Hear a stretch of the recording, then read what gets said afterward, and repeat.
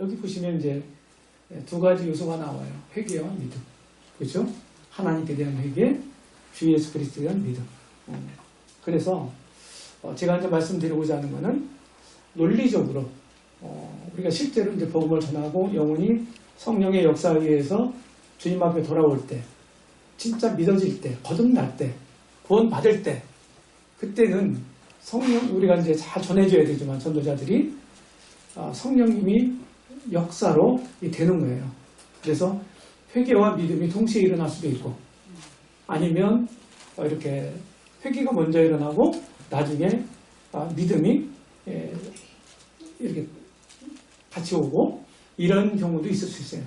근데 저희는 이제 제 경험으로는 개인 전도할 때 이제 4번 오라고 4일 동안 오라고 연속적으로 그렇게 이제 대부분 안내를 해서 했습니다. 일반적으로 그렇게 했어요. 구도자 형편에 맞추긴 했는데 그렇게 하는 게 제일 좋더라고요.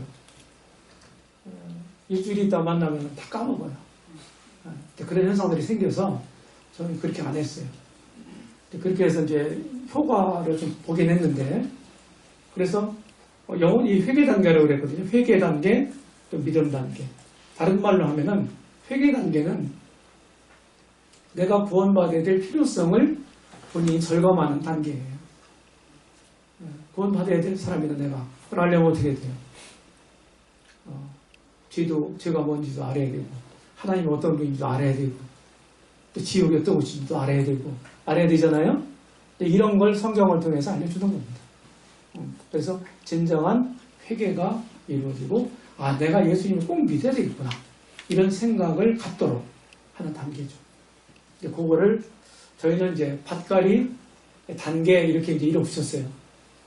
제가 시골 출신이다 보니까 농사 용어를 갖다 붙였습니다. 그래서 회개 단계를 밭갈이 단계라고 했어요. 그래서 농작물을 심으려면은 밭을 먼저 가려야 되잖아요. 그렇죠? 나무 뿌리도 캐내고, 풀뿌리도 캐내고, 돌도 골라내고, 이렇게 해서 잘 평탄 작업을 하고, 그런 다음에 거기에다가 이제 작물의 씨앗을 뿌리는 겁니다. 그렇죠? 이제 그렇게 해야 우리가 이제 열매를 얻을 수 있잖아요. 똑같은 이치예요. 주님도 씨 뿌리는 비유를 통해서 그런 말씀을 하셨어요. 이런 농사 일로 인해서 이 비유를 했어요. 영적인 것들을. 똑같은 이치입니다. 주님을 떠나서 하나님을 떠나서 마음이 딱딱해진 영혼들의 마음밭을 하나님 말씀으로 파서 일구는 작업이 먼저 필요하다. 이것이 회개 단계다 하는 거예요. 이게 쉽지 않아요. 굉장히 어렵습니다. 딱딱해진 그 영혼의 마음을 하나님 말씀으로 파 일궈서 부드럽게 만들어야 되거든요. 그래서 씨앗을 뿌릴 거 아니겠어요. 쉽지 않아요. 그래서 걸쩍거리는 거 다 치우고 골라내고 이런 작업이 필요하다는 얘기죠. 그 작업이 바로 이 회개 단계에 해당되는 내용이 되겠습니다. 제가 시도 읽어야 되는데 그냥 지나갈게요. 기독교 신앙이 뭐냐? 그래서 이 밭갈이 단계를 지난 다음에 밭을 다 가른 다음에 어떻게 합니까? 밭갈이는 쉽지 않아요. 그래서 밭갈이 총론 단계, 강론 단계 이렇게 두 구분을 해서 두 번을 만나요. 내가 구원받을 사람 진짜 구원받아야 되겠는데 큰일 났네? 이렇게 되면은 주님을 소개하면은 뭐 믿지 말라고 해도 믿죠. 그런 사람은. 그렇죠? 나 좀 빨리 좀 구원받게. 어떻게 구원받아야 되냐고. 이렇게 질문을 해야 맞는 거예요. 그래서 이 작업이 굉장히 이제 밭갈이 단계가 굉장히 중요한 거죠. 어렵고. 그래서 이거를 확실하게 하면은 이제 가짜를 믿는 사람들이, 구원받는 사람들이 안 생겨요. 굉장히 중요한 얘기입니다. 저는 이렇게 비유를 합니다.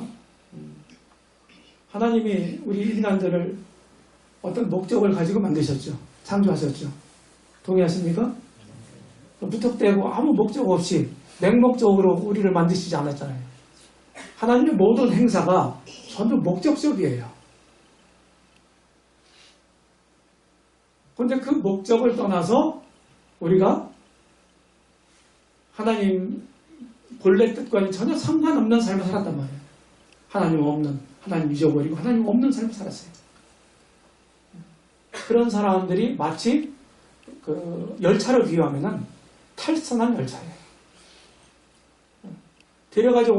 우리가 이제 데려가고자 하는 목적지가 있잖아요. 전도자들이. 탈선한 열차를 이 본 궤도 위에 올려놓고 이렇게 안내를 해야 되잖아요. 그게 목적지까지 갈 거 아니겠어요? 열차가 이제 그런 단계다. 쉽지 않아요. 그래서 중요한데 쉽지 않다. 그래서 이런저런 전에 얘기를 합니다. 이렇게 했는데 그럼 다 거두절미하고 맨 처음에 본론으로 들어가서 먼저 물어봐요. 이거 딱 띄우고 노트북 펴놓고 이런 PPT를 띄우면서 이렇게 여기까지만 띄워놔요. 애니메이션 되니까요. 기독교 신앙이라면 어떻게 생각하세요? 뭐라고 생각하십니까? 질문합니다. 전도자가 보도자에게 일방적으로 쫙 그냥 막 일사천리로 쫙쫙쫙 얘기하고 뭐 그럴 수 있죠. 경험이 있는 분들은요. 성경 덮고서도 다 얘기할 수 있어요. 저는요. 말씀으로 다.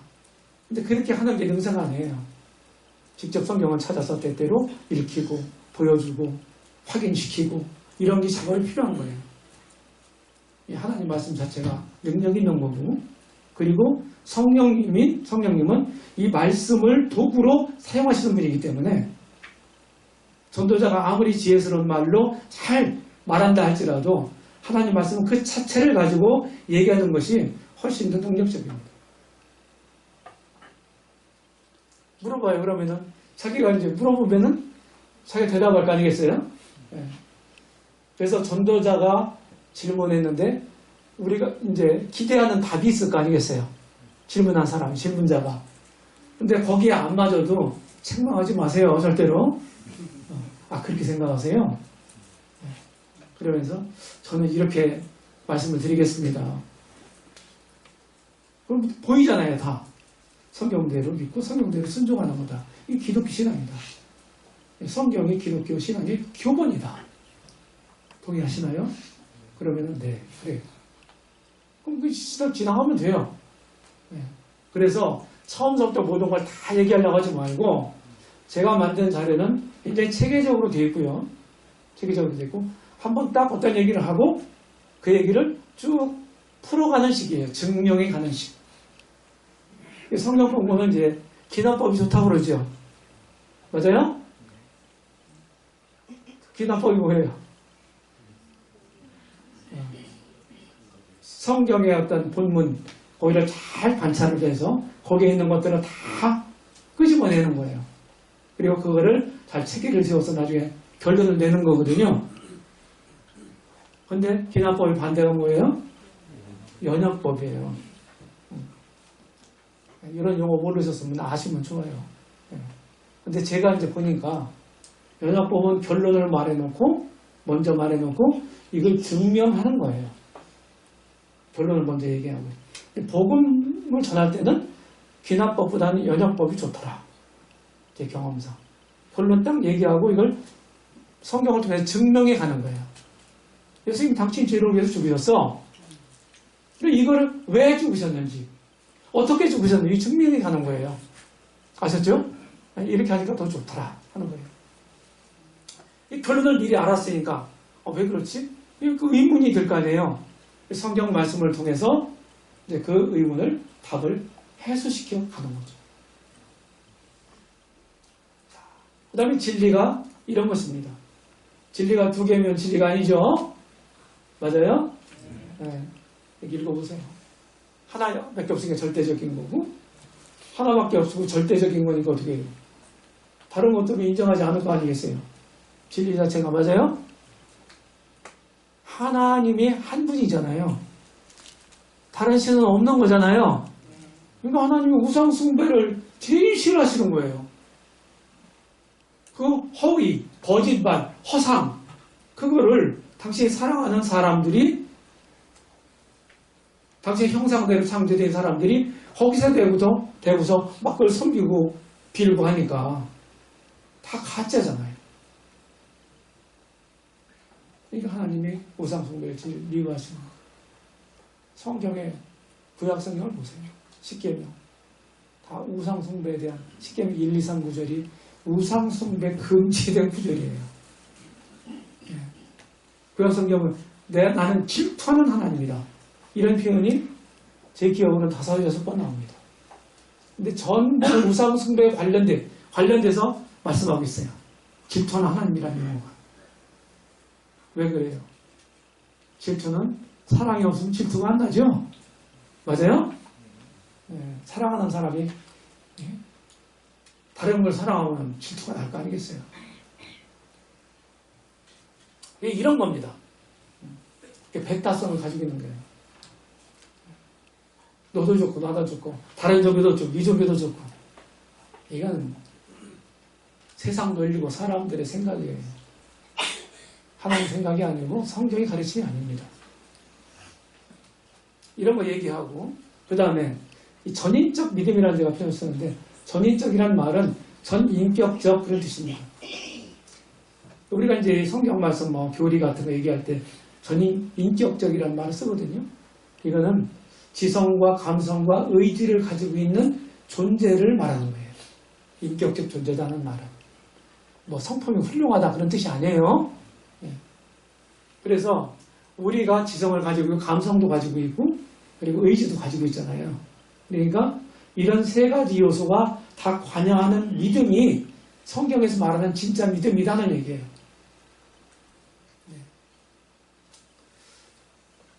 이 시간에 다 일일이 다 설명 못해요. 아웃라인만 말씀을 드립니다. 전도자는 그 사람의 고도자의 지성에 성경 말씀을 가지고 구원의 지식을 알려주는 거예요.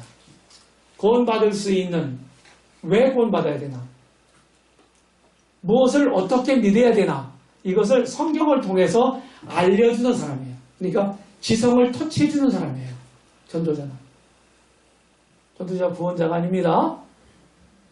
우리가 거기까지 하는 거예요. 최선 다해서. 그러면 성령이 역사를 하시는 거예요. 전해진 말씀, 전해지고 있는 그 말씀을 통해서 하나님의 영인 성령께서 역사를 하시는 것입니다. 그러면 그 사람의 감성을 터치하고 의지까지 터치를 해서 결단하도록 믿기로 결단하는 이런 놀라운 역사가 일어나는 거예요. 요새 이제 제 2세들이, 믿음의 2세들이 많이 있잖아요. 어린아이들, 믿음의 가정들. 얘들이 그냥 뱃속에서부터 교회 나왔잖아요. 교파에서는 모태 신앙이라고 그러지 않습니까? 근데 그 말이 비성경적인 말이더라고요.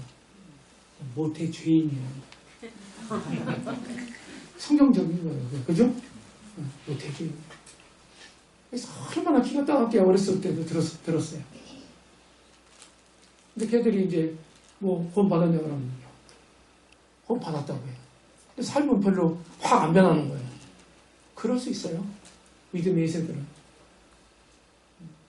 불신 가정에 태어나가지고 성령에 대해서 저도 믿었거든요. 한국 나이로 20살 때. 그러니까 확 변하죠. 지금 함부로 산 사람은 아니에요. 굉장히 착실한 청년이었어요. 그런데도 확 바뀌더라고요. 가치관이 바뀌고 삶의 목표가 바뀌니까요. 확 바뀌어요. 그래서 우리 때하고 믿음의 1세대들하고 지금 믿음의 2세대들하고 신앙을 똑같이 이렇게 맞춰가지고 이렇게 하지 마라. 이런 것도 좀 이해를 확실히 하시고 구도자에게 마음이 그러면은 우리 믿어야 되지 않느냐. 어디를 믿는 거냐. 그럼 되게 마음으로 해요. 이렇게 대답을 하더라고요. 성경 마음이라고 얘기하고 있죠? 하나님이 이런 마음을 기뻐하시더라. 이런 마음이 있냐 물어봐요. 되게 없다고 하더라고요. 구도자가 정답을 얘기할 때도 많아요. 없다고 그래요. 없으니까 이거 가질 수 있어요? 그러면 대답을 안 하는 사람도 있고 고개를 살래 내두르는 사람도 있어요. 그러니까 기도해야 되는 거예요. 하나님 살아계시고 하나님 이런 마음을 원하시고 기뻐하시니까 이런 마음을 주세요. 기도하면은 하나님의 뜻에 부합된 맞는 기도이기 때문에 하나님이 들어주시겠냐 안 들어주시겠냐 물어봐요. 기도하라고 그러는 거예요. 성경 얘기해야 되죠?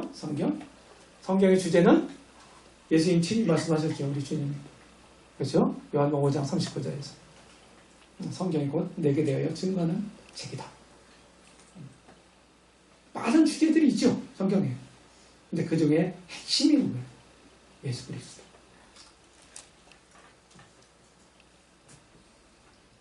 그냥 여기서 뭐 교리 공부한 시간이 아니에요. 우리가 뭐 자세하게 예수님 어떤 분이고 뭐 얘기할 거 없어요. 성경이 이렇다. 예수님 주인공이라고 이렇게 얘기하고 있다. 이 정도 인식시키면 충분해요. 전도하는 시간입니다. 성경 기록하면 이거 좀 복잡하거든요. 어떤 때는 질문하는 사람들이 있어. 근데 그런 사람들 조금 시간을 할애해서 설명을 해줘야 돼. 근데 제 경험상으로는 어떤 구도자는 막 질문을 많이 하는 사람들이 있어. 그러면 그 질문을 다 답해주다 보면은 내가 전해줘야 될 시간을 많이 뺏기는 거예요. 그래서 그거는요, 좀 잠시 좀 보류해두면 안 될까요? 나중에요, 믿으시면요, 다 해결돼요. 그렇게 하실 수 있습니까? 그러면, 그렇게 하죠. 이런 분들도 있고, 어떤 분들은, 궁금하다니 왜 안 알려주냐고, 화를 내는 분이 있어요. 이런 분은 알려줘야 돼. 시간 들여서 답변을 해줘야 돼. 그러면 진도가 안 나가. 진도 나가도 소용없어. 막히고 있어요. 얘기를 해줘야 돼. 삼위일체에 대해서 질문하는 사람도 있고, 나도 잘 모르는데 어떻게 그걸 그 사람이 이해가 되겠어요. 그래도 우리가 이미 알고 있는 배운 대로 설명을 하고 그렇게 하면은 납득하고 넘어가는 경우가 많아요. 이 문제도 마찬가지입니다. 이런 문제는 이제 저는 그냥 사람들 이해하기 쉽도록 이거 질문하는 사람들한테 예전에 지금서부터 한 50년대, 60년대 그때 그 시골에 사시는 노인분들은 글을 모르시는 분들이 많이 계셨거든요. 글 모르는 할머니가 이제 큰 딸내미가 객지 생활을 시작했는데 이렇게 소식을 좀 알려주고 안부 좀 묻고 싶은데 전화도 없지. 그때 수단이 뭐예요? 뭐만 있어? 편지밖에 없지. 그죠? 그래가지고 이웃집에 시집온 새댁이 있어. 그래가 새댁 불러다가 내가 좀 불러주던 말 이렇게 해서 편지 좀 써주랴 이렇게 했어요. 야 그렇게 하시라고. 종이 갖다 놓고 글 갖다 놓고 받아 적고 준비를 딱 하는 거예요. 그럼 할머니가 막 말해주는데 바로 글자 하나도 안 틀리게 다 적었겠어요? 그 내용을 담아서 적었겠죠. 문장을 만들어가지고. 맞아요? 근데 그거를 딱 해서 편지를 보냈어. 백지에 사는 딸내미가 엄마가 보낸 엄마 이름으로 온 편지를 읽었어. 누구 편지로 알아요? 누구 편지요 그게? 이웃집 새댁 편지, 엄마 편지요. 이렇게 하면 좀 납득이 되더란 말이에요. 적절한 때로는 지혜도 필요하고 순발력도 필요하고 막 그래요. 뭐 어떤 질문이 나올지 몰라. 근데 전도자가 모든 걸 다 답해줄 수는 없어. 내가 충분하게 내가 준비돼가지고서 내가 나중에 전도를 시작해야지. 주인 나라 가야지. 가서 갈 때도 잘 못할 거야 아마. 그런 생각하지만 그냥 지금 현재 수준에서 내가 할 수 있는 만큼 하면 되는 거야. 하다 보면은 계속해서 배울 필요성을 느끼게 되고 자기 부족을 느껴요. 그리고 공부를 하죠. 그러면서 계속해서 어떻게 합니까? 업그레이드 되는 거예요. 유능한 전도자로 계속해서 발돋움을 하는 겁니다. 성경의 사실성. 성경이 사람이 쓴 거 아니야? 이렇게 물어봐요. 그러면서 이제 좀 여기서는 뭐 남원 같은 경우에는 창조과학이라든지 뭐 이런 여러 가지 이제 많이 잘 하잖아요. 이제 그런 것들이 이런 부분 처음에 밭갈이 단계에서 유용한 내용이 될 수가 있어요. 도구가. 그런 것을 교육받고 계속해서 숙달시키면은 이럴 때 사용할 수 있어요. 구제자들에게. 먹히죠. 그렇죠? 조리 있게. 우리 사람은 지성적인 존재란 말이에요. 그 현대인들은 전부 또 뭡니까? 또 많이 배웠어. 문명사회가 될수록요. 사람들은 주먹구구식을 싫어해요. 네. 문명사회가 될수록 어떻게 됩니까? 체계화를 요구합니다. 우리 지성이 그걸 요구하는 거예요. 네. 예전처럼 그냥 주먹구구식으로 막 그렇게 하면 안 돼요. 그냥 조리 없이 여기 갔다 저기 갔다 좌충우돌식으로 이렇게 말을 한다든지 말씀을 전한다든지 뭐 복음을 전한다든지 이렇게 하면은 사람들이 헷갈리는 거예요. 우리 지성은 논리를 요구하기 때문에 체계를 요구하기 때문에 논리 정연하게 얘기를 해야 훨씬 더 알아듣기 편한 거예요. 쉽고 우리 사람이 그렇게 돼 있어요. 이런 거 얘기할 수 있어요. 다 일일이 설명 못합니다. 이렇게 해서 이런 거 가지고 얘기를 하고 제가 또 하다가 안 믿어진다는 거예요. 그러면 안 믿어지는 사람들한테 어떻게 하면 이 사람들이 성경 말씀이 믿어질까 이렇게 생각을 하다가 이제 성경에 주님의 어떤 뭐 초림과 메시아에 대한 예언들의 구약이 많이 있잖아요. 그렇죠? 그런 이제 생각이 떠올랐어요. 그래서 이런 표를 만들고 한 번에 이게 쫙 만드는 게 아니에요. 처음에는 PPT도 다룰 줄 몰랐어요. 이 프로그램도. 처음에 개인전도 할 때는. 2002년도 1월 달부터 했거든요. 몰랐어요. 다룰 줄. 근데 다룰 줄 아는 형제한테 아이디어를 줬어. 이렇게 좀 만들어 달라. 5컷 갖고 시작했어요. 처음에. 5컷. 처음에 노트북도 없으니까 그거를 칼라 출력해서 코팅을 해가지고 가방 속에 갖고 다니면서 이렇게 보여주고 설명해주고 이렇게 시작했다니까요. 이 표를 만들고 이거를 다 조금 시간을 할애해서 설명을 했거든요. 특별히 여기 이제 베들레헴에서 탄생할 것이라고 하는 이런 예언에 주안점을 둬서 성경 말씀 찾아보고 미가서 5장 2절부터 마태복음 2장 초반 누가복음 2장 초반 읽으면서 설명을 해줬어요. 그러니까 놀랍네요. 이렇게 하더니 이제 그 뒤부터 성경 말씀을 계속 받아들이는 거예요. 이렇게 해서 구원을 받게 됐고 지금도 교회 생활을 잘하고 있습니다.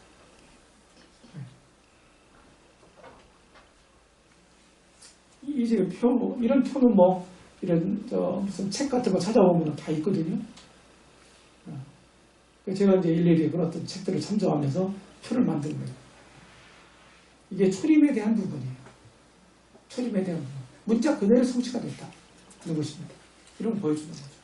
자, 그 다음에 이제 하나님이 어떤 분인가를 보여줘야 되잖아요.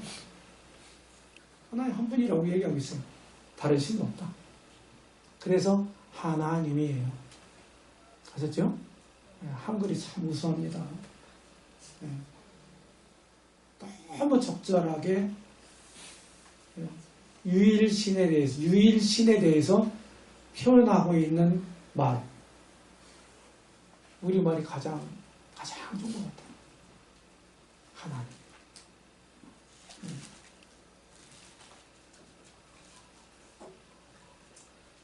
하나님은 어떤 분인가? 하나님이 어떤 분인가? 하나님 거룩한 분이고 선하신 분이고 사랑이신 분이고 이런 얘기 하잖아요. 이건 이제 좀 어려운 말로 속성이라고 그래요. 속성. 하나님 속성. 하나님은 어떤 분인가를 나타내는 그런 것들이죠. 그래서 하나님 이런 속성이 있어요. 거룩하시고 모든 걸 아시고 모든 걸 하실 수 있는 분이고 어느 곳에나 있는 분이고 또 사랑의 하나님이다. 이것이 이제 많은 속성 중에 이제 제가 5가지만 추린 거예요. 이것이 어떻게 하나님은 자기 스스로를 부인하실 수 없는 분이기 때문에 자기 부인하실 수 없기 때문에 하나님 선하신 분이잖아요. 선한 분은 하나님밖에 없다고 성경되어 있잖아요. 그럼 선하신 분이 악을 착안하거나 그것을 방조하거나 이럴 수 없는 분이에요. 하나님 자신과 어떻게 돼요? 조화가 안 되니까 상충되니까 그런 걸 스스로 하실 수도 없는 분이고 허용하실 수도 있는 분도 아닌 거예요. 반드시 그분 앞에서는 죄악은 반드시 짚고 간다. 그것이 하나님의 거룩한 속성, 공의로우시고 의로우시고 이런 하나님이 그러실 수밖에 없는 거예요. 우리가 이제 성경 말씀을 교리 같은 거 공부할 때 왜 우리가 구원이 필요한 거냐? 전 두 가지로 얘기를 해요. 첫 번째는 모든 사람이 다 죄인이기 때문에 구원받아야 된다. 맞죠? 이것만 가지면 안 돼. 또 하나가 있어. 하나님의 공의로우시기 때문에. 공의로우시기 때문에. 공의로우신 분이기 때문에 죄를 심판할 수밖에 없어요. 모든 사람이 죄인인데 하나님이 공의롭지 않아. 너 찔끔 감으시고 그래 너 나하고 좀 친하지? 그러니까 그냥 면제해 줄게. 마음대로 이렇게 기준도 없이 이렇게 하는 하나님이라고 하면은 우리가 안 믿어도 돼요. 근데 하나님은 공의로우신 분이란 말이에요. 너나 할 것 없이 다 죄인이란 말이에요. 그러니까 한 사람도 빼놓지 않고 구원이 필요하지 않은 사람은 없다. 이렇게 전부 연관되는 거예요. 하나님의 모든 행위는 하나님의 어떠하심과 밀접한 관계가 있는 거예요. 하나님의 어떠하심으로부터 하나님 하시는 말씀, 하나님 하시는 행사, 행위 이런 모든 것들이 거기로부터 오는 거예요. 나오는 거예요. 그게 무슨 될 수가 없는 거죠. 이런 하나님이다 하는 것을 보여주고 이 부도자가 이런 하나님 앞에서 당신이 어떻게 해야 되는 것인가 이런 것들을 생각할 수 있도록 하는 거예요. 거기까지 하나님을 설명하면서 당신의 죄를 심판하실 수밖에 없는 하나님이다. 명시적으로 얘기를 해주는 거죠. 그래서 개인전도 경험을 얘기를 하는 개인전도 때 사용하고 거거든요. 개인전도는요, 구도자하고 전도자하고 1대1을 만나서 하는 거예요. 상대 면전에서 죄인이라고 얘기를 해야 되고, 지옥 갈 사람이라고 얘기해야 되거든요. 근데 그게 잘못 말하면요, 잘못 얘기하면은 싸움 납니다. 그 지혜가 필요해요. 기도도 필요하고. 그 사람의 최대한 예의를 갖춰서 인격을 존중하면서 해야 됩니다. 그래서 전도자 말로만 얘기하면 안 돼요. 좀 어려운 얘기를 하잖아요. 당신 지옥 갈 사람이야. 이제 마귀 자식, 마귀 자녀라고 하는 말도 있거든요. 저주의 자식이라고 하는 말도 있고 성경에 이런 것들을 얘기할 때는 그 구절을 찾아줘요. 성경에 이렇게 있다. 제 얘기가 아니라. 오해를 살 필요 없잖아요. 예. 구도자가 전도자에게 감정의 앙금을 가지면 그 전도자가 전해주는 말씀을 들을까요? 안 듣죠. 그 지혜가 아닌 거예요. 그래서 무턱대고 그냥 막 전하는 게 능사는 아니에요. 지혜가 필요하다. 자, 하나님 세상 모든 것들을 다 창조하셨잖아요. 그렇죠? 우주 창조하시고 천사 창조하시고 천사들이 또 타락하고 지옥이 만들어지고 이런 일들이 성경에 명시가 되어 있지 않지만은 적어도 사람들보다 천사들이 먼저 창조된 건 분명해 보입니다. 그리고 천사의 세계에서 인간들이 범죄 이전에 범죄가 일어났다 하는 것도 분명하고, 그리고 마태복음 25장 41절에 보면은 우리 사람들을 보내려고 지옥을 만드신 게 아니고 타락한 천사들을 징벌하려고 지옥을 만드셨다는 것도 분명합니다. 이런 점들을 짚어서 얘기를 해줘야 돼요. 그러면서 이제 창세기 1장부터 3장까지는 필수 코스예요. 전도할 때. 여기 다 있어요. 그래서 그거를 본문 찾아서 이렇게 보면서 또 시간 관계상 또 중요한 말씀만 구절만 믿고 설명한다든지 이런 식으로 하면 좋아요. 사탄의 정체도 먼저 얘기를 해야 되겠죠? 다 아시는 내용이죠. 그리고 지옥. 유황 불못이 이런 곳이다. 지옥이. 성경의 여러 구절에서 이렇게 말하는 것이다. 슬피 울며 이를 가는 곳이다. 이거 우리 주님이 표현하셨는데 왜 슬피 울까요? 왜 슬피 울까요? 지옥에 가서 막 슬피 울고 이를 가는 곳이래요. 저는 이렇게 설명합니다. 슬피 우는 거는 너무 후회스러워서. 그래서 지옥은 걸걸거리는 사람만 난다. 그때 잘 들을 걸, 그때 교회 갈 걸, 그때 구원받을 걸, 이렇게. 후회는 아무리 빨라도 늦다. 왜 이를 갈아요? 왜 이를 갈까요? 정오심이 불타서? 그런 것 같지는 않아요. 너무 고통스러워서. 너무 고통스러워서. 이런 거 이제 구두자들에게 얘기를 해주는 거죠. 성경에 있는 말씀이니까. 네. 인간 창조와 목적 이렇게 얘기하는 표를 이렇게 만들었는데 우리 설계도가 하나님 형상이잖아요. 그죠? 하나님 형상대로 만드셨고 하나님 영광에서 만드셨다고 얘기하고 있고 그래서 하나님을 닮은 존재로 하나님 버금가는 이런 존재로 다른 동식물하고는 다른 이런 월등한 존재로 우리 사람들을 만드신 거예요. 그러니 초라하죠. 사람이 짐승들처럼 살면 안 되는 거죠. 짐승들 위에 있는 존재가 짐승들을 섬기거나 숭배하면 안 되죠. 어제도 저 여주에 있는 성서역사 박물관이라는 데를 가봤습니다.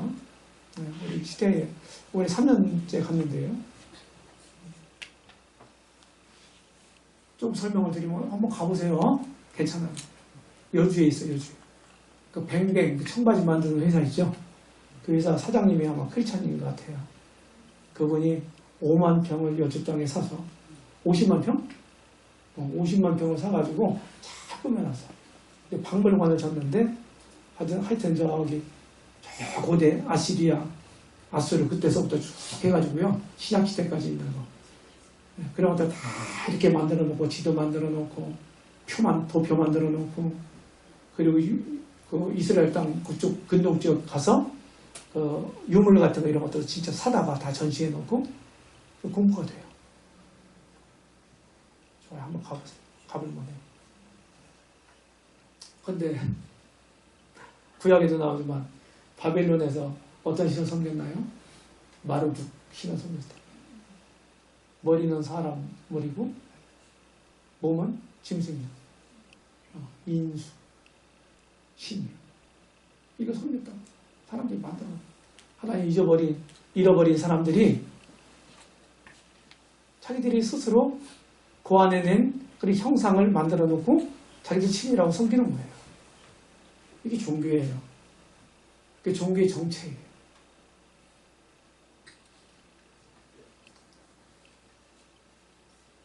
사람들은 존엄하고 하나님의 사랑의 대상이고 그리고 하나님 교제의 파트너다. 존귀한 존재예요. 그래서 사람들 하나님은 사랑이시라 그랬잖아요. 요한일서에서. 그러면 사랑이 많다는 말하고 사랑이시라고 하는 말하고 뉘앙스가 다르거든요. 그렇죠? 하나님은 본질 자체가 속성 자체가 사랑이라고요. 근데 우리가 알고 있는 것처럼 하나님 사랑은 이타적인 사랑이에요. 아가페 사랑이라고. 참된 사랑은 사랑하는 자로부터 사랑 받을 사람 그 대상을 향해서 흘러가는 거예요. 그 대상이 누구? 우리 사람이라고요. 하나님 형상대로 지어진. 사랑을 주고 사람들은 사랑받고 은혜잖아요. 감격하면서 하나님께 감사하고 예배하고 하나님 섬기고 이런 관계로 지어졌다고요. 서로 소통하면서 이런 존재가 짐승과 전혀 다른 차원이 다른 이런 존재가 엉뚱한 삶을 살잖아요. 이런 것을 지적해 주는 거예요.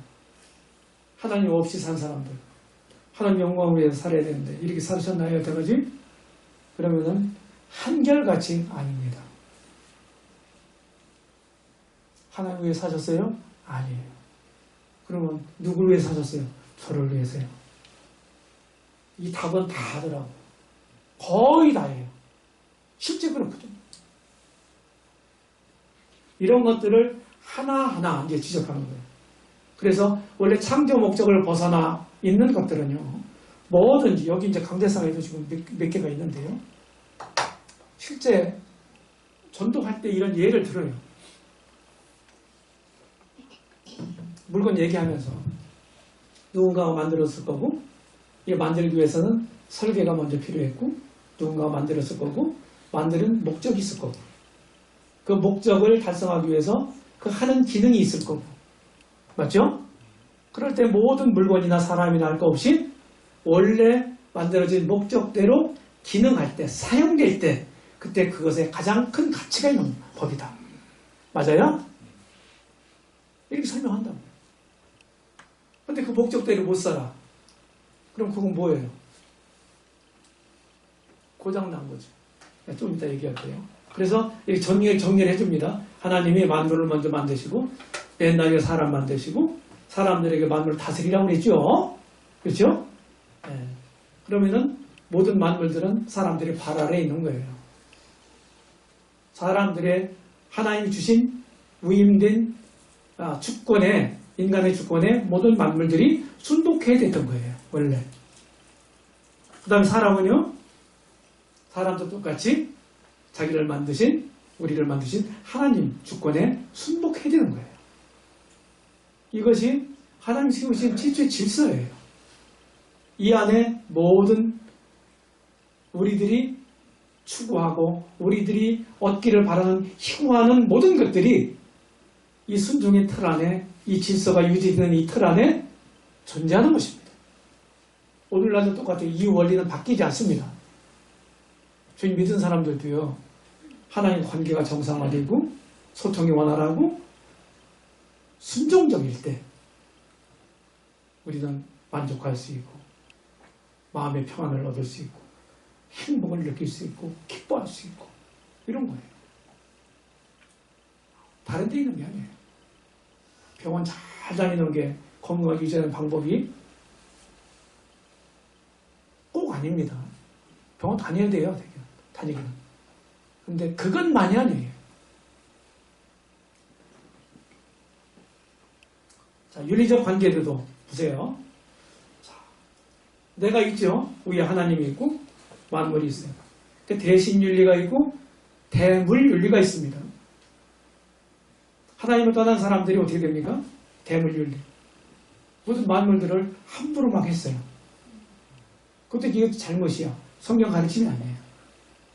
또 반대로, 반대급부적으로 만물 자기 발 아래에 있는 그런 모든 만물들을 자기 위에 있는 신으로 숭배를 해. 이 자연을, 사람들이. 이게 바보짓이다 이 말이에요. 하나님을 떠나서 하나님 잃어버린 사람들이 이렇게 완전히 필트가 완전히 빗나간 이런 삶을 사는 거예요. 우리 옆으로는 누가 있어요? 사람들이 있잖아요? 대인윤리가 있을 거 아니에요? 그죠? 윤리라고 하는 것은 관계에서, 관계 가운데 존재하는 거예요. 윤리라는 게. 나 혼자 있으면 윤리 필요 없어요. 무인도 가서 나 혼자 사는데 벌거벗고 살든지 옷 입고 살든지 무슨 상관이 있습니까? 아무 상관없죠? 근데 사람들하고 같이 사니까 우리가 지켜야 될 도리가 있고 윤리가 있는 거예요.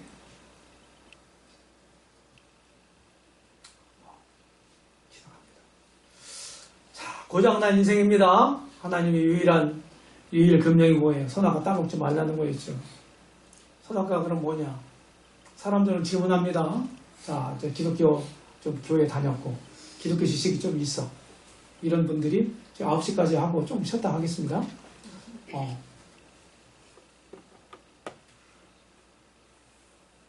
좀 더 한다고 그랬어요.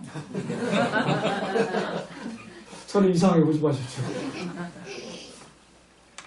안 해도 되고 그냥 갈게요.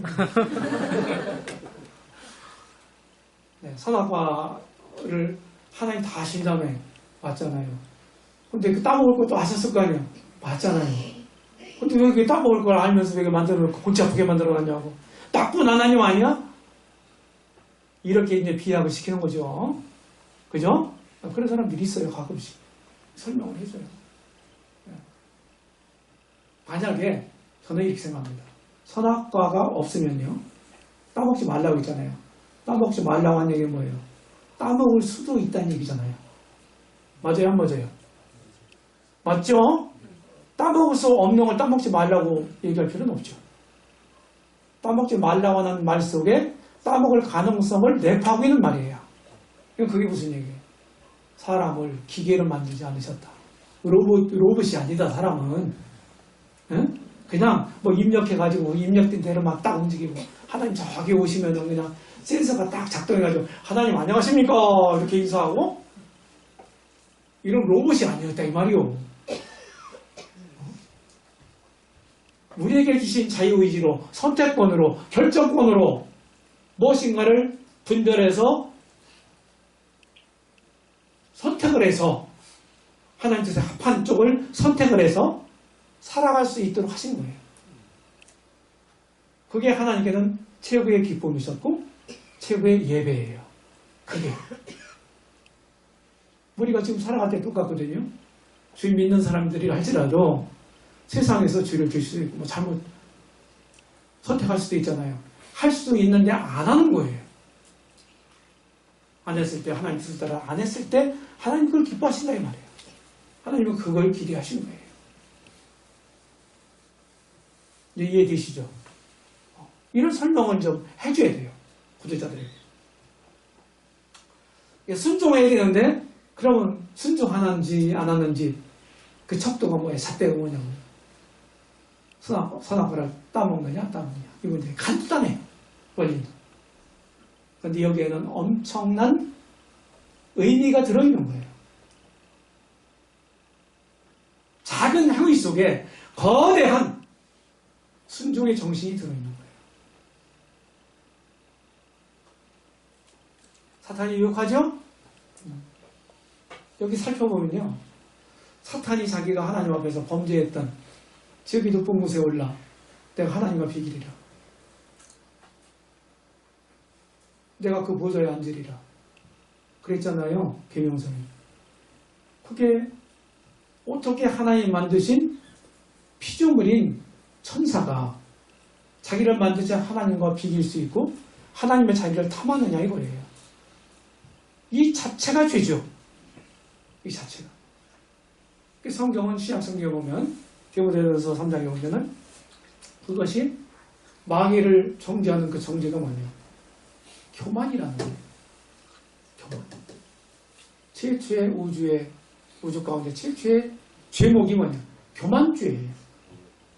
이거를 에덴 동산에 살고 많이 들어와서 사람들 속에 심어줘. 사탄. 네가 그걸 먹는 날에는 눈이 밝아져서 하나님과 같이 되리라 그랬잖아요. 어떻게 우리가 하나님과 같이 돼요? 어? 근데 그 꼬임에 홀라당 넘어가잖아요. 홀라당. 응? 그런 생각이 있었던 거예요. 아, 그런가? 그 얘기를 딱 들으면요. 그 얘기를 사탄으로부터 들은 하와는 자유롭지 못했다. 여태까지는 매일 봤을 거 아니에요. 선악과가 어디 있었어요? 에덴 동산 중앙에 있었잖아. 매일같이 거기 다니면서 봤을 거 아니에요. 뱀이 사단과 하와를 유혹하기 전에는 매일까지 보던 선악과 과실을 보면서 뭐가 생각났을까요? 아담과 하와에게? 아담과 하와가 뭐 생각났어요? 하나님 말씀이 생각났죠. 그쵸? 따먹지 마. 따먹으면 죽어. 이 하나님 말씀이 생각났다. 그 선악과가 하나님 말씀을 듣는 설교관과 같았던 거예요. 아담과 하와에게는. 그런데 뱀이 싹 꼬이잖아요. 먹으면 좋아. 눈이 밝아지고 하나님처럼 돼. 그 얘기 들었을 때 자유롭지 못했단 말이에요.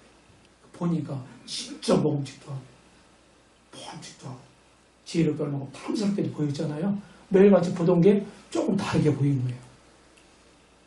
네. 그래서 그 훌룩 따먹었잖아요. 이런 얘기를 이제 구두자에게 해줘야 되는 거예요. 좀 리얼하게. 약간 좀, 전도자가요, 약간 좀 재밌게도 표현도 하고, 각색을 해가지고 좀 시나리오도 써가면서 이렇게 하면 좋아요. 부드럽거든요. 근데 막 그냥 막 말씀 막 얘기하고 막 이렇게 그냥 단학가식으로 이렇게 얘기를 하면은 너무 힘들어. 그러면, 아셨죠? 예, 부드럽게. 처음에는 다 힘들어요. 어려워. 경험이 없으면. 근데 하다 보면은 경험이 생기거든요. 지혜도 생기고. 경험이 지혜를 가져다 줘요. 그래서 한 2시간씩 하거든요. 1시간 반에서 2시간 정도 해요. 한번 상담하면요. 쉬지도 않고.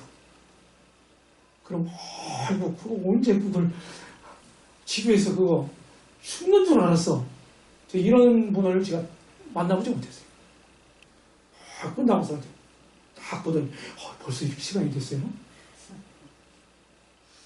대부분.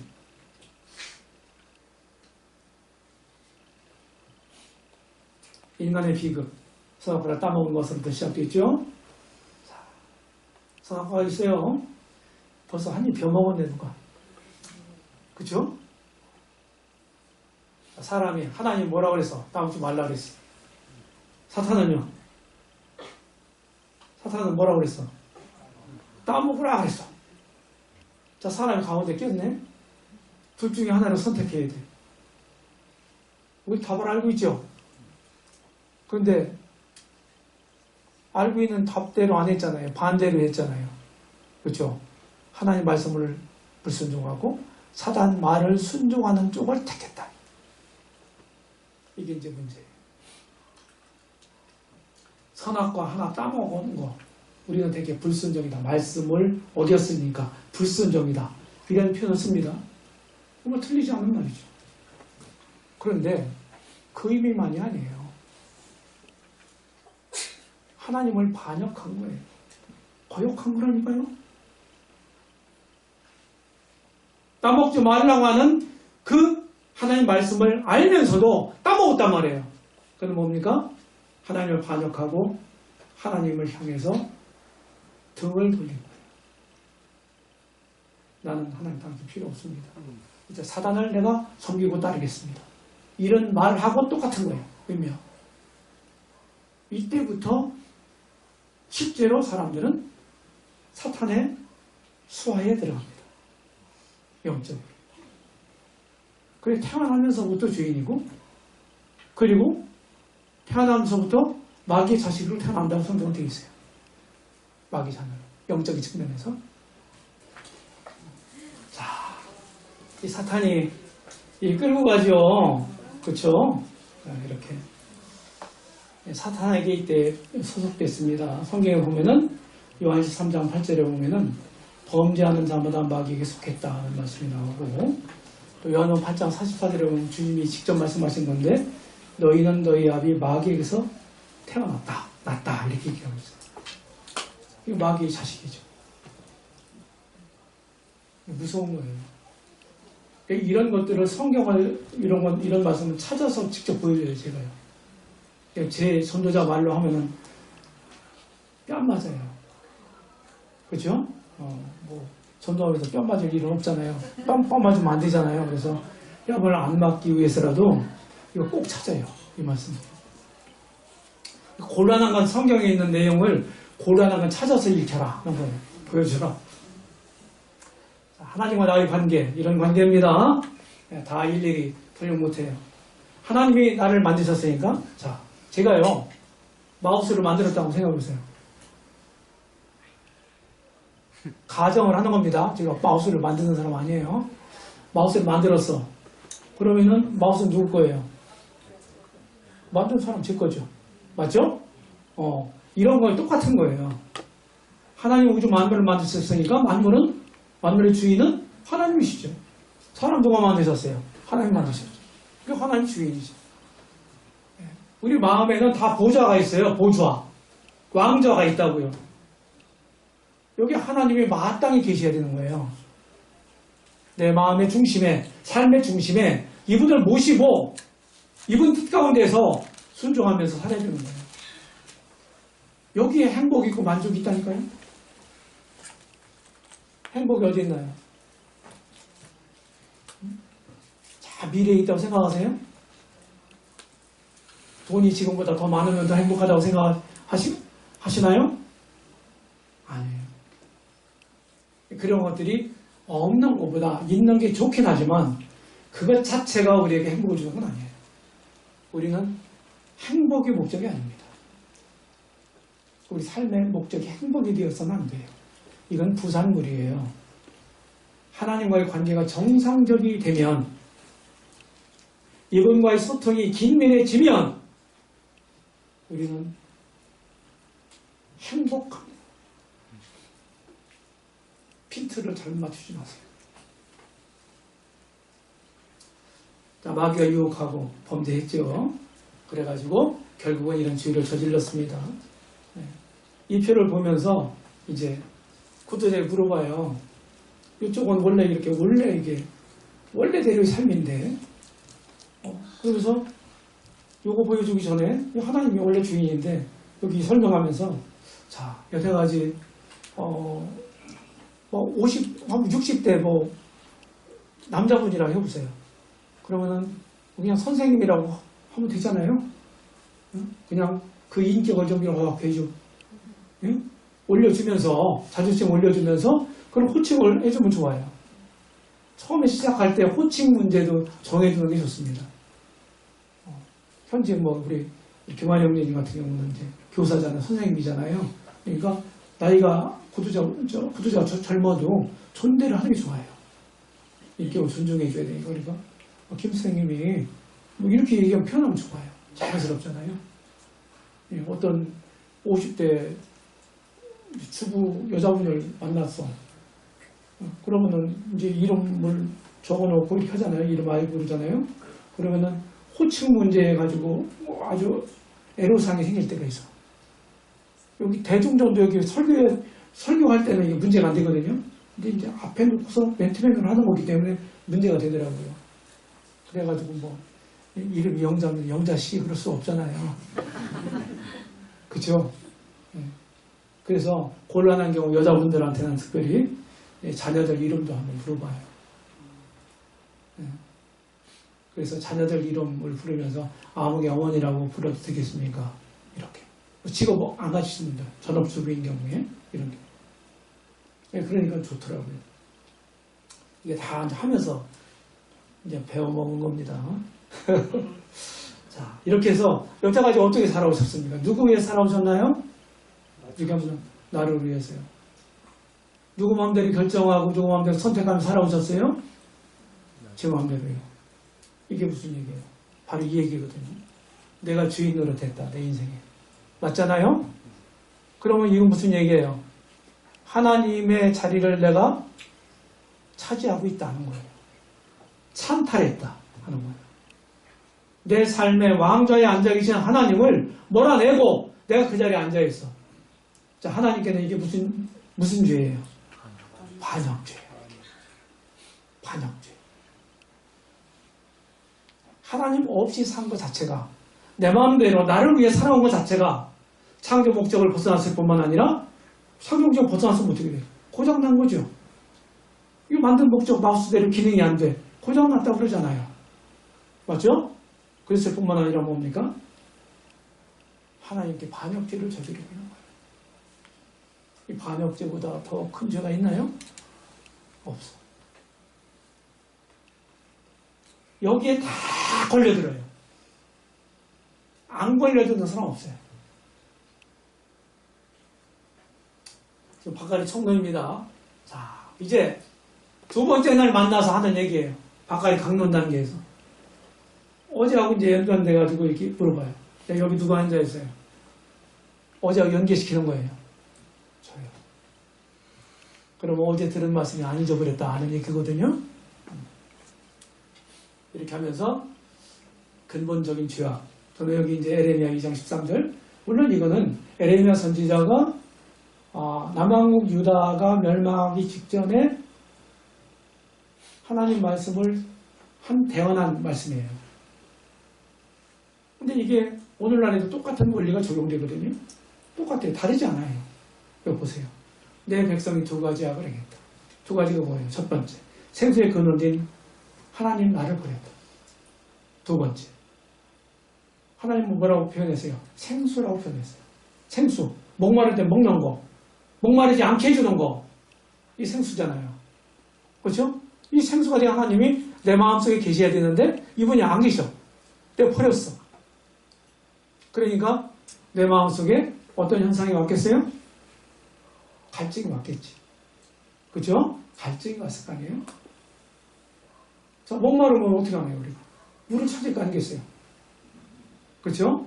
그래서 스스로 그 하나님을 잃어버려서 생겨난 영적 갈증을 해결하기 위해서, 여기 지금 비유적으로 설명하는 거거든요. 수사법을 동원해서. 그래가지고 샘을 파는 거야. 웅덩이를 파는 거예요. 물을 가둬놓다가 목마를 때 퍼서 목마름을 해결하려고. 근데 미안하게도 그 웅덩이는 터진 웅덩이더라 하는 거예요. 터진 웅덩이. 그 터진 웅덩이가 뭘까요? 제가 이렇게 얘기를 해요. 터진 웅덩이. 어떤 겁니까? 재물이라는 웅덩이, 권세, 명예, 학문, 쾌락, 종교. 이런 것들이 전부 터진 웅덩이에요. 이런 건 해결이 안 돼, 근본적으로. 그럼 생수에 근원돼. 여기서 조금 구독자에게 좀 설명이 필요하거든요. 지금 좀 하래. 그러면 하나님 생수라고 표현되어 있는데 그 생수가 마음속에 계셔야 되는데 없어졌어. 그래서 갈증이 왔어. 그럼 그 갈증을 근본적으로 해결할 수 있는 방법이 뭐예요? 그게 뭐예요? 그분을 제자리에 도로 모셔오면 되는 거예요. 맞아요? 이게 정답이야. 얘기를 해줘야 되는 거예요.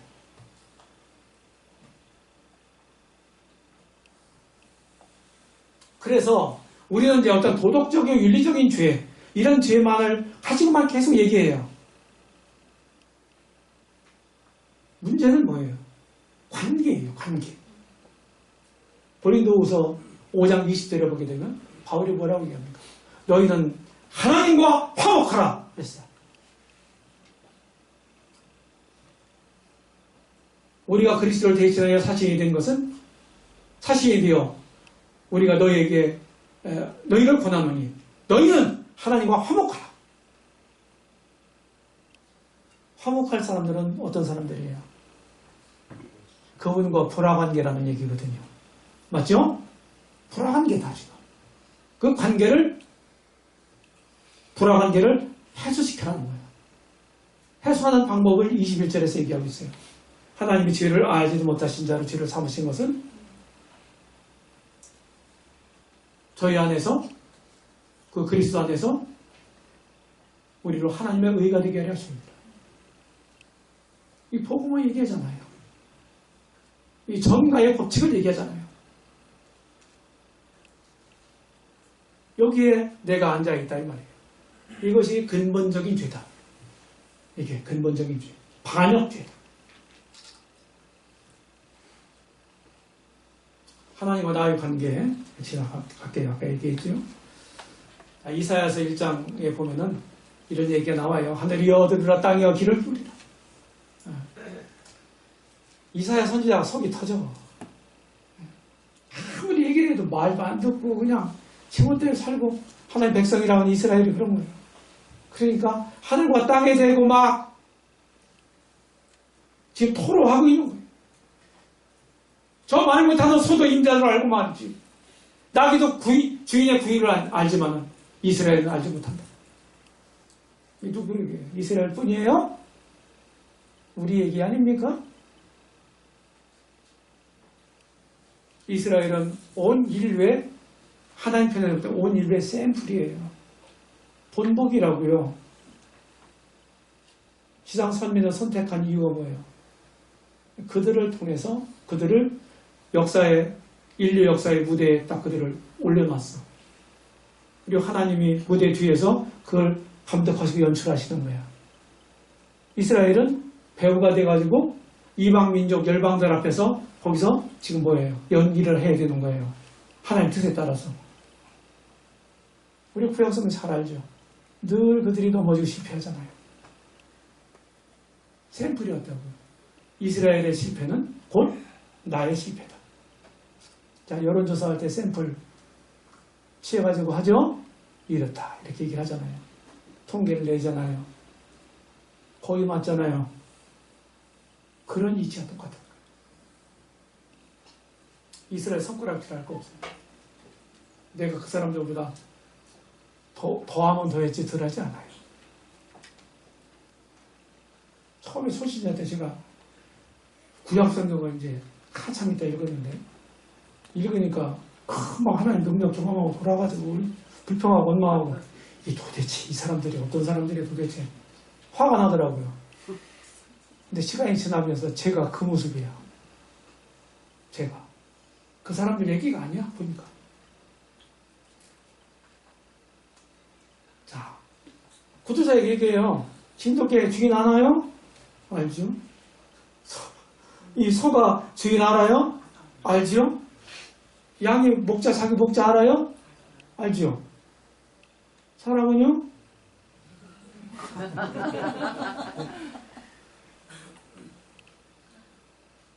이 짐승말도 못한 인간이다. 구두사 면전에 놓고 얘기한다니까. 성경 가지고.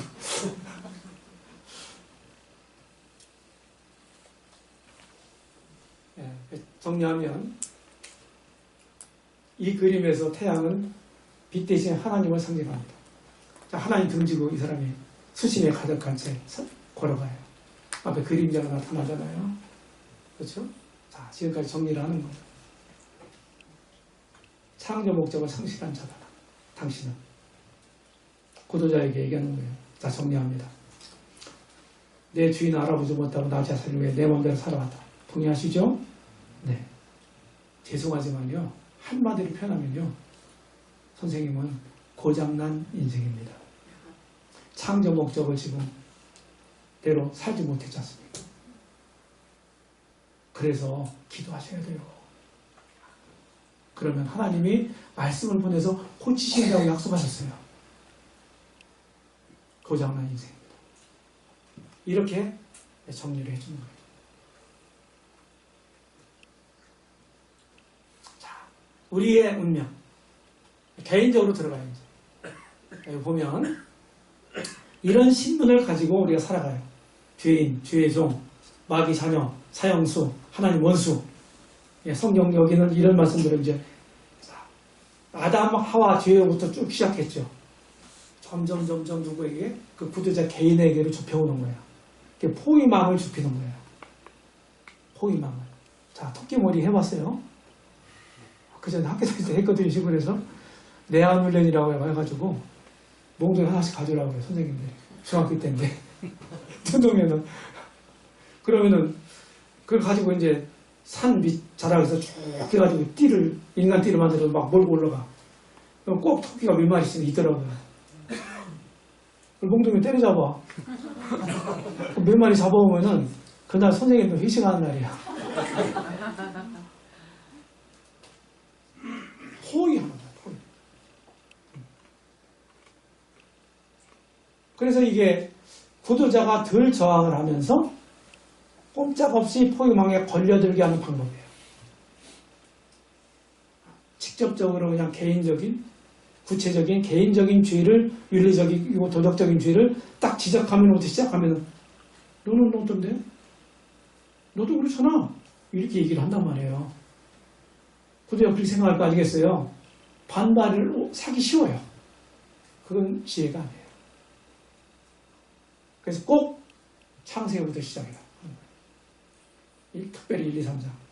그리고 아담과 하와부터 다뤄가지고, 예, 아담과 하와가 범죄를 해서 그렇게 해서 이제 하나님을 떠나서 살게 됐는데, 그 자자손손 이제 죄인으로 태어나서 여기 이제 죄인으로 출생하는 거예요. 두 구절씩 쭉 돼 있잖아요. 한 구절씩 꼭 찾아서 읽어요.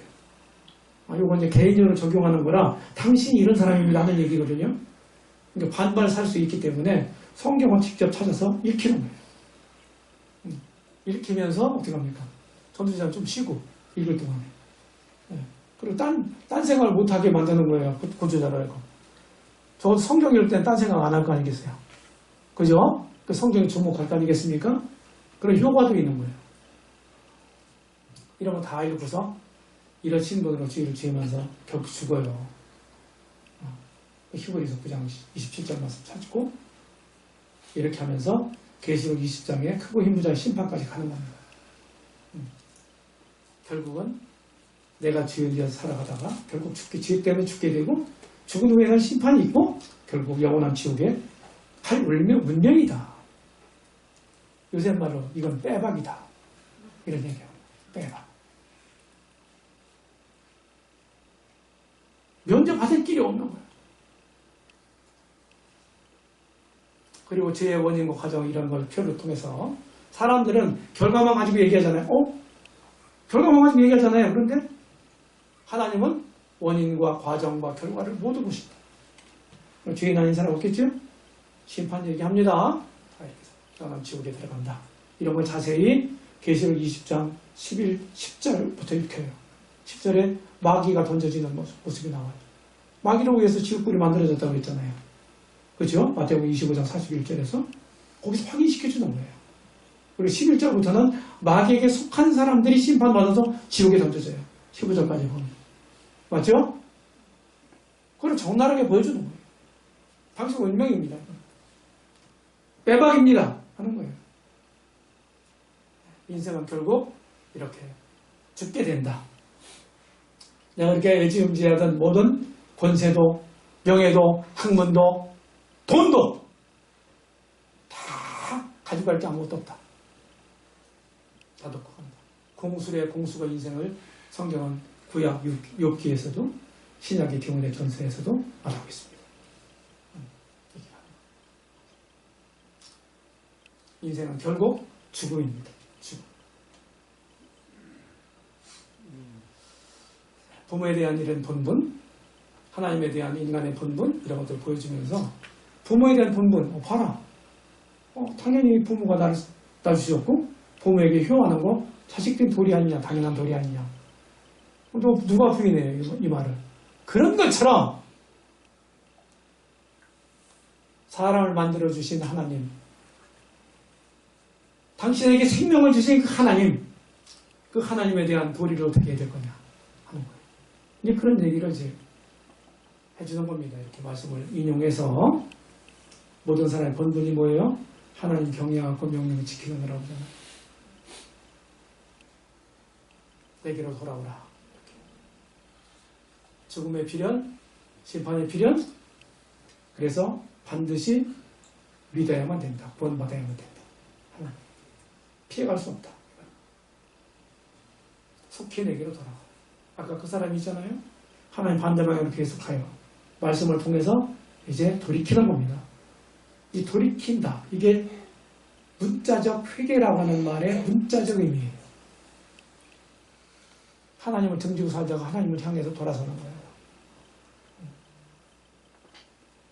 이렇게 해서 하나님께로 돌아와서 사실로 참되신 하나님을 섬기는 겁니다. 뭐라고 하죠?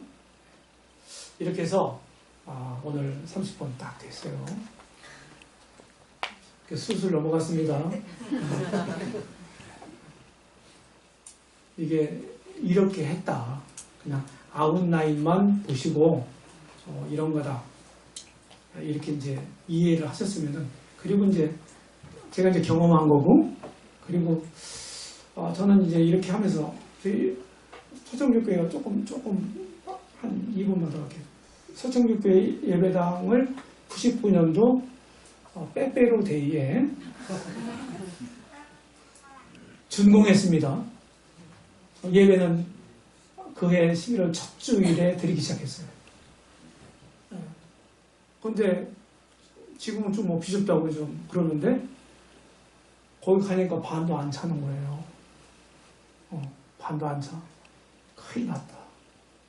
그런 생각이 들더라고요. 그래가지고 막 나름대로 막 전도하고 전도지도 하고 막 집집마다 아파트 몇 종 있잖아요. 거기 가서 막 전도지를 뽑고 막 길가 가서 막 전도지 나눠주고 한 달에 한 번씩 또 자체 전도지표도 하고 표지 다 해봐. 안 되는 거예요. 문제는 있는데 영혼을 얻는 일에 대해서 문제가 있는데 안 되는데 대책을 몰랐어.